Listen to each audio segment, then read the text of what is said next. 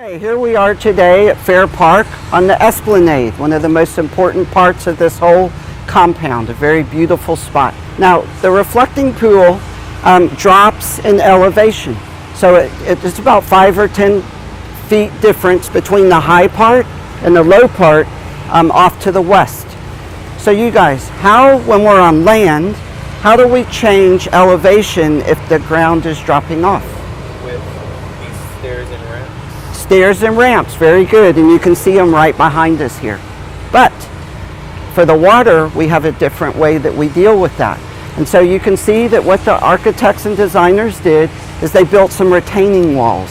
And so there's a retaining wall right there, and you can see the water cascading over it. And that material it's made out of is a really interesting new material for the time called glass block. The little squares that you can see, there's 3.5 rows. And those retaining walls allowed them to change the levels of the water. So there's 3 different levels. The long level, low down there, then this middle level, and then this higher level. Now, what we're wondering about is how they created the geometry and what kind of geometry they were using to do these different levels. All right, so when you look at the shapes around, what do you all see? Triangles, okay? What questions could we ask about triangles? If the angles are equal. Okay, equal angles, what else? If they're similar triangles. Okay, similar triangles, we'll look into that. Anything else? The size, the shape. The size, the shape, yep. So size, shape, sides, angles are all things that we can investigate about the triangles.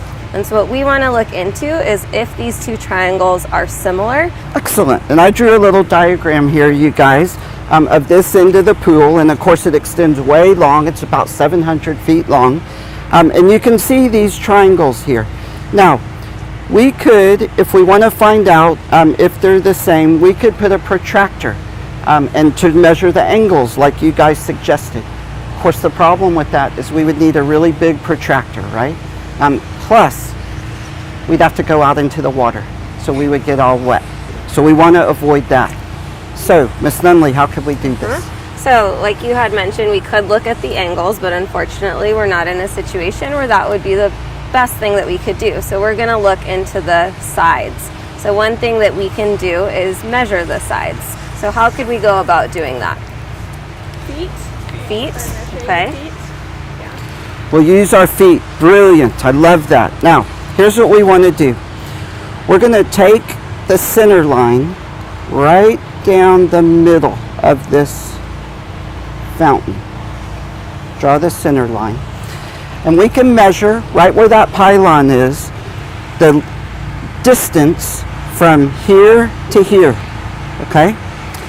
So we can figure out this triangle and this triangle right here. Okay? And then to get this bigger triangle, we're going to need to get a second dimension that goes from here to here. Yeah? So we're just going to have to walk off the length right along the edge of the length of that side. So we'll find this side and this side. Sound good? Yeah. All right. No falling in the morning.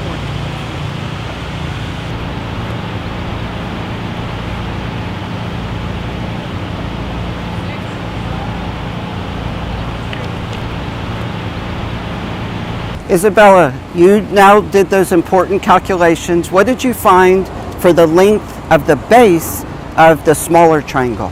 I got 26 on that one. 26. So we're going to put 26 right here.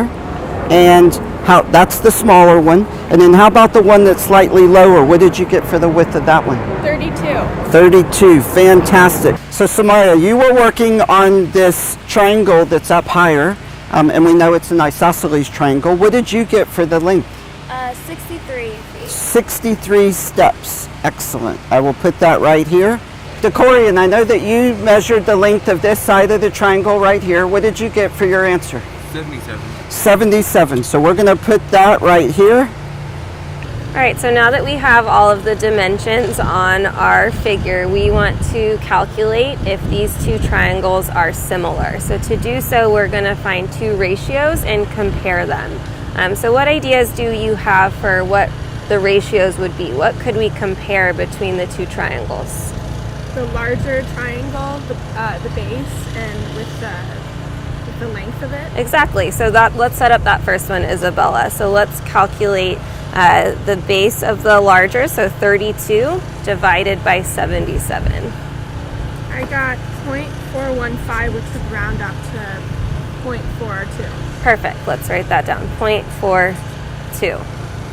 Okay. Decorian, what about the smaller triangle? I got 0.14. Need 412.